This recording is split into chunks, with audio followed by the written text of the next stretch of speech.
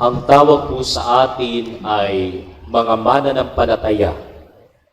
At kung bakit mananampalataya ang tawag sa atin, dahil tayo po ay nagpapahayag ng ating pananampalataya sa Diyos. At madali pong sumampalataya, madaling magpahayag ng pananampalataya kapag okay ang lahat. Di po ba? Madaling sabihin na ako'y Kristiyano, madaling sabihin na ako'y Katoliko, madaling sabihin na ako'y pari, na ako'y madre, when everything is okay. Pero, ang sukatan po ng pananampalataya, ang sukatan ng lalim ng ating pananalig sa Diyos, ay hindi nasusukat kapag okay ang lahat. Ang lalim po ng ating pananalig at pananampalataya sa Diyos ay susukatin kapag hinayaan ng Diyos na tayo ay subukin. Kapag lahat ng ating plano ay parang hindi natutupad o kaya naman sinalungat ng Diyos ang ating mga ninanais, ang ating mga plano sa buhay. Sa pagkakataon pong ito, kung kaya pa rin po nating sabihin na ako'y sumasampalataya, na ako'y nananalig sa Diyos, marahil tunay nga ang iyong pananalig. Katulad po ng narinig natin sa Ebanghelyo ngayong umaga, kung saan ipinahayag ng Anghel Gabriel kay Maria ang pagsilang ng Mesiyas sa pamamagitan niya. Ito po'y imposible dahil si Maria ay isang dalaga. Nabanggit ko po noong mga unang simbang gabi na kahit pa nga po ang isang babae at isang lalaki ay already engaged nung panahon ng ating Panginoong Hesukristo, pero hindi sila nagkikita. Hindi pa sila magkasama. Hindi katulad ngayon, di ba? Mag-boyfriend-girlfriend pa lang, magkadikit na. Mahirap ng paghiwalayin. Nung time ni Maria, hindi nakikita yung dalawa. Kaya ang tanong ni Maria, paanong mangyayari ito gayong ako'y dalaga? So, imposible dahil wala pa siyang relasyon sa kanyang mapapangasawa. At tila bagang ang hinihingi ng Diyos kay Maria is something impossible. Noong pong panahon ng ating mahal na ina, noong panahon ni San Jose, wala pa silang konsepto o pagkaunawa at pagkakilala sino ang Espiritu Santo.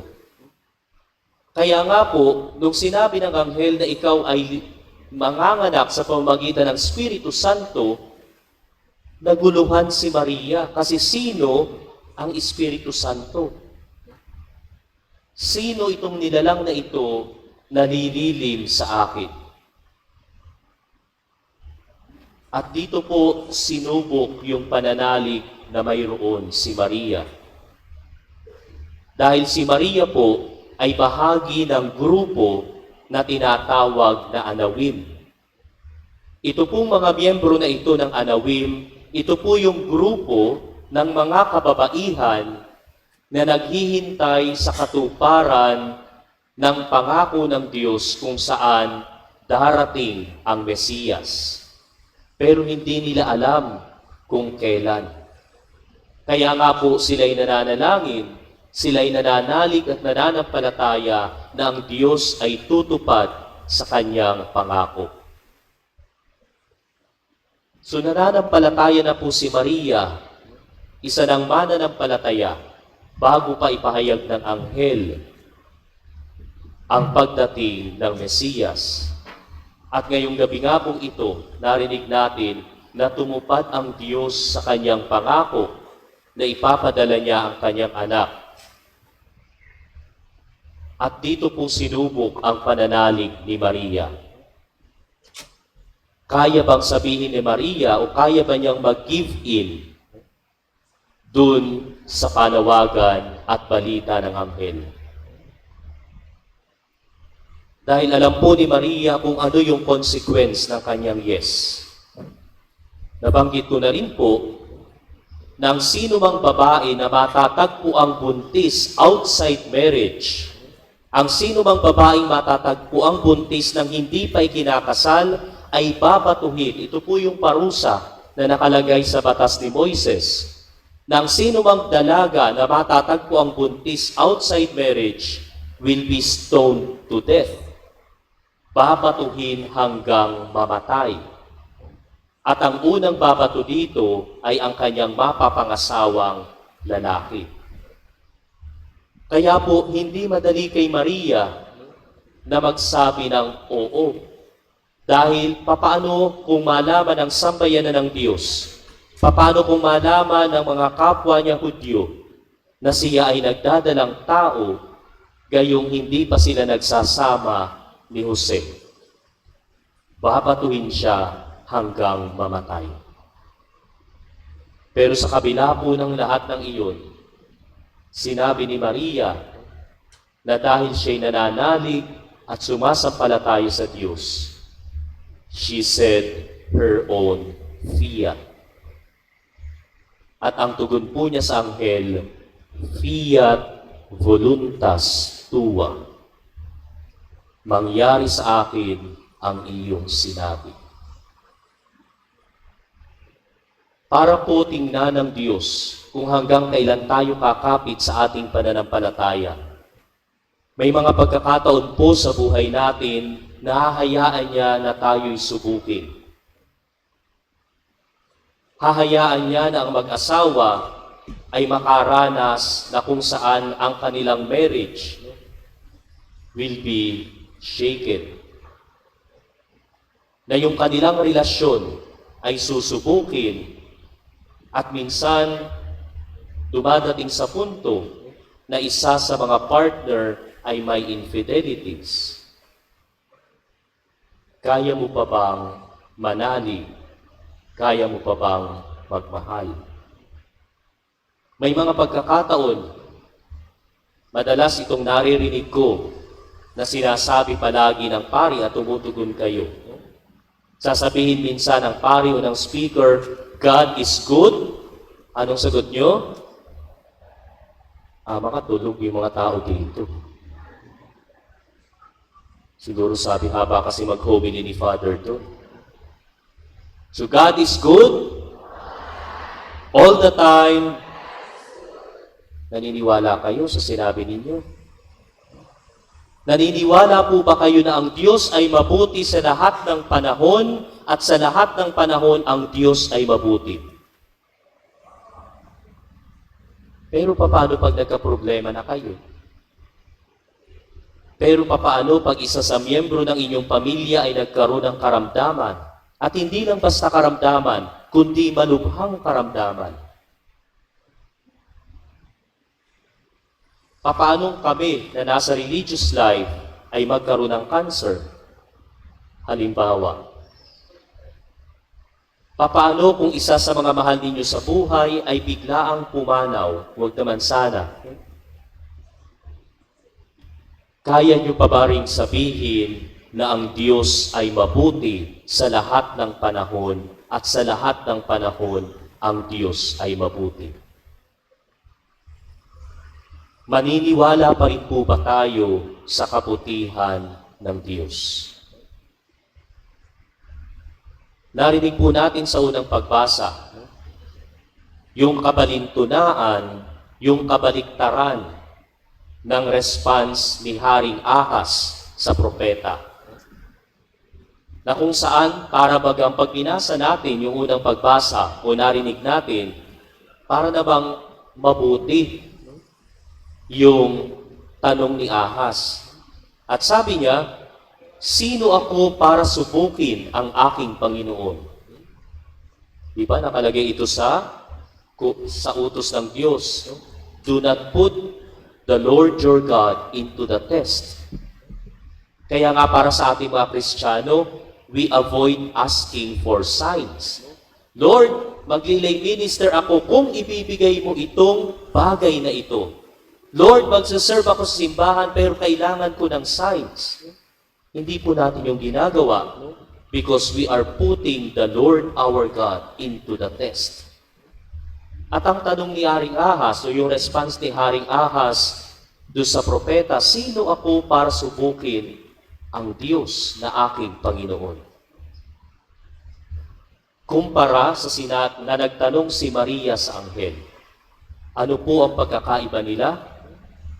Yung pong tanong ni Ahas o ni Haring Ahas sa propeta, tila bagang mabuti, pero ito po ay tanong na kung saan sinasabi niya na hindi ako hihingi ng tanda sa Panginoon dahil mayroon akong plano sa buhay. Dahil mayroon akong iniisip, mayroon akong inihanda na dapat kong gawin kesa sa Panginoon. So bakit pa ako hihiling? Bakit pa ako magtatanong sa Diyos? Kumpara kay Maria, na ang tanong ni Maria ay isang tanong na kung saan tanong na may pananampalatayang handang sumunod. Kumpara po kay Zacarias na narinig natin kahapon, ang tanong ni Zacarias, papaano ko maalalaman na tunay nga ang iyong sinasabi? Na yung response ni Ahas, yung tanong ni Zacarias ay nakatuon sa kanilang sarili. Kaya po nandun yung pagdududa dahil sa halip na tingnan nila ang malaking plano ng Diyos para sa kanilang buhay, nakatuon ang kanilang pansin sa kanilang sarili. Na kumpara kay Maria, ang kanyang tanong ay handang siyang sumunod kahit ito pa ay imposible. Kaya po para sa atin ngayon na nagsisimbang gabi, hilingin po natin sa Diyos yung biyaya na sana mayroon tayong pananampalataya na katulad ni Maria. Na kahit pa po sinusubok ang ating pamilya, kahit tila bagang ang hinahayaan ng Diyos na hindi umayon sa ating gusto, ang ating mga ninanais, sana sumunod pa rin po tayo sa Diyos. Dahil dun pa lamang po natin mapapatunayan kung talaga bang lumalalim ang ating relasyon sa Diyos. Malalaman lang po natin kung tayo ay lumalago sa ating relasyon at pakikiisa sa Diyos, kung kaya po nating yakapin yung mga bagay na hinihingi ng Diyos kahit ito'y tila bagang imposible, kahit ito'y mahirap. Nung pong sabihin ko sa aking mga magulang, sa aking nanay, na ako'y magpapari, hindi po ako nakatanggap ng positive response. Dahil nag-iisa po akong anak. At dahil dito, nagalit lalo na yung side ng tatay ko. At sabi nila, sino pa ang magpapakalat ng lahi? Sino ang magtutuloy ng pangalan? Dahil dalawa lamang po kaming lalaki sa side ng tatay ko, yung isa may asawa, pero ang anak ay puro babae. At sabi nila, ikaw na lang ang aming inaasahan. Yung pong nanay ko, sino ba naman ang gustong mawala ng anak? So nandun ang oposisyon. Hindi niya ako pinapansin.